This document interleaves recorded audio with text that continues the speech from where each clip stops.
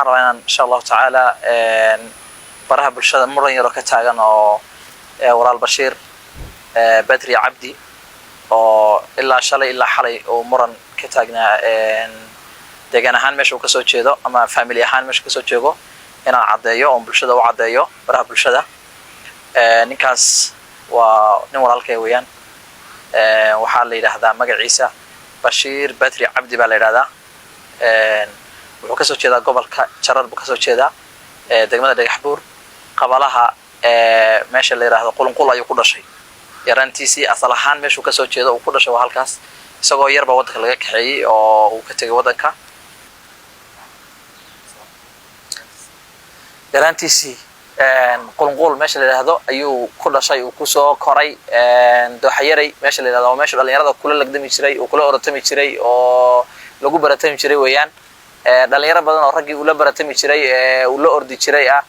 ayaa muxuu ahaayay shalay toole baraha bulshada markay ku arkeen magaciisii oo la leexiyay runtii meelo badan oo kala duwan iga soo wacay oo iyagoo leh warninkii yaa qaatay meel inaga xoogay marka de guushu markay qofka guul u soo hooyato oo guul gaaro Soomaalidu dhaqan waxay soo leedahay qofka inay magaca ka bedelaan oo reerka ka bedelaan oo ayagu macnaha ay gaarsiiyaan muxuu ahaa qoys waliba inuu isagu isku magacaabo marka ninkaas taariifkiisa cid u baahan ani waa intaas kulli islaayahay waa taariif dhameystiran ta kale waxaad weydiisay muranka ka taagan xagga qabaa'ilka iyo nasabka oo ay baraha bulshada qaybo badan oo kamid ah ay ku soo qaateen ninkaas inuu yahay reer Somaliland oo ka soo jeeda cilaf weyn meeheed waxaan u cadeynaynaa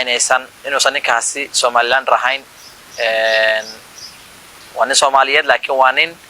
u dhashay deegaanka ka soo jeeda Kilalka Dhagaxbuur qabalaha ka soo jeeda Qulunqul haddii taariif looga baahdo waa ninkaas waa nin shaqaale oo reer Qudub ah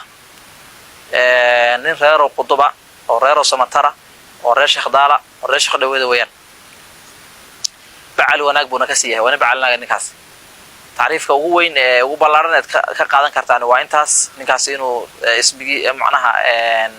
family ahaan meesha ka soo jeeda intaan baa ay ahayd inaan cadeyno family ahaan halkaas ka soo jeeda reerkaasna waxaan umaleynaa inuusan qarsoonayn yaraantiisii dadku la ciyaari jiray waxaa kamid ah ninka la yiraahdo Axmed Sayid Sheekh Cusmaan waa dadkii la soo koray uu kamid yahay oo ahaa Axmed Sayid Sheekh Cusmaan oo ahaa hadda gudoomiye ku xigeenka labaad ee jaamacadda Raaso runtii isaguna waa la heli karaa ma hadii loo baahdo oo isaguna kamid ah dhalinyaradii markaa wadanka ku soo kortay waxaa kamid ah Ibrahim Badri Cabdi oo isaguna Belgium kula nool muxuu ahaa Bashiir uu dhintay Allah naxariisto isaguna nin kale oo Bashiir la dhihi jiray oo isaguna dhalinyarada kamid ahaa rag badan oo dhalinyaro baa jira oo waqtigii xilligaas aan soo wada barbaarnay Aybakar Sheekh Cusmaan la yiraahdo isna dhalinyarada hadda joogta kamid ah wadanka nin la yiraahdo Cabdullaahi Yare la yiraahdo macallimiinta kamid ah Hargeysa oo isaguna kamid ah dhalinyaradii Qulunqul si fiican u garanaysa barbaarintii ama ninkaasi firfircoonidii uu ku lahaa marka wadanka uu yaraayu joogay waa nin hadda Belgiumeys ah oo wadanka dhalashada Belgium buu haystaa yaraantiisii markuu xagga tagay baa wuxuu ku beeray qaybta Olimbikada ee orodka ayuu ku beeray orado badan oo ka qayb galay way jiraan oo orado dheer iyo kuwa kale ah oo guula ka soo hooyay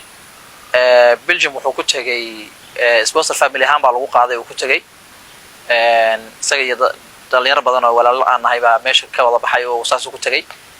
saasuu markaa nin Belgium ku noqday waa nin dhalinyaro oo isagoo yar oo firfircoon oo 12 jir 13 jir meelahaas ayuu wadanka ka baxay uu tagay